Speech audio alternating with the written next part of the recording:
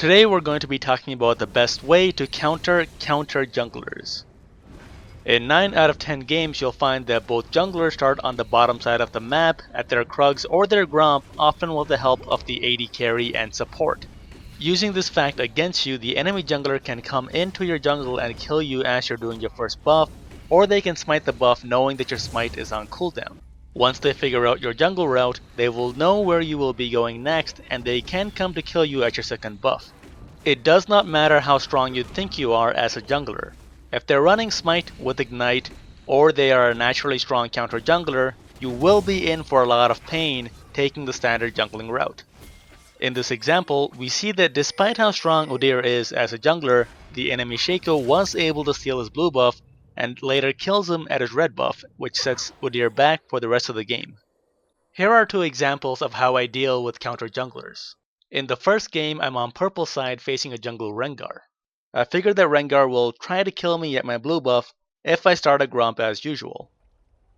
Since I can't fight Rengar early on and I can't rely on teammates to bail me out, I decide to go on the offensive and at 1 minute and 40 seconds, I go into the enemy jungle and start at their blue buff. If you're wondering why I'm going in with such confidence that no one is around, it's because 1 minute and 40 seconds is the mark beyond which most people stop guarding their jungler's second buff if they were guarding it at all.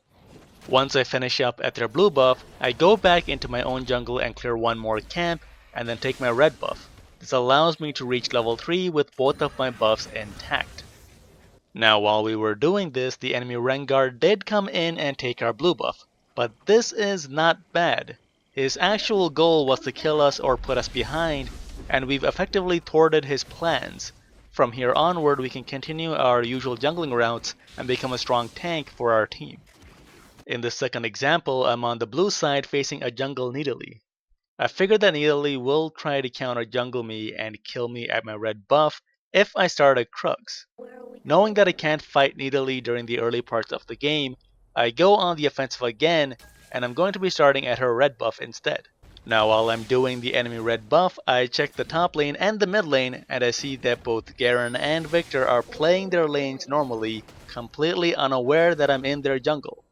Had they seen me, they wouldn't be in lane, or I'd see them collapsing on me instead.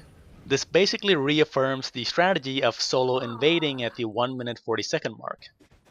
After taking the enemy red buff, I go back and do my own blue buff.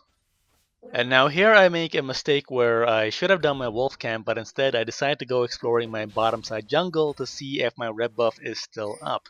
Instead, I run into Nidalee in the bottom side of my jungle, where she forces me off a raptor camp, gaining a level advantage. I want to bridge the level gap, so I'm going to recall and buy my Trailblazer upgrade and head back into my jungle. I run into Nidalee again as she's trying to take my Gromp. I smite her for the kill instead, which allows me to reach level 3, and then with Shyvana's help, we manage to take her down. After this experience, she probably won't be coming back into my jungle. Now there is one last simple way to deal with counter junglers, and that is to start at the buff where you expect them to come at you. In this example, I'm on the bottom side jungle. Instead of starting at Krugs, I will be starting at the red buff instead. From here I'll go on to do wolves and blue buff, allowing me to reach level 3 with both buffs intact. This will throw off the enemy jungler when he comes in to kill you, and it will put him behind since he wasted time coming over and there's no actual buffs available for him to steal. In summary, you want to recognize the matchups in which you are likely to be counter-jungled and change up your jungling routes accordingly. You have two goals when doing this. One is to secure both your red buff and your blue buff, and the other is to not fall behind in levels.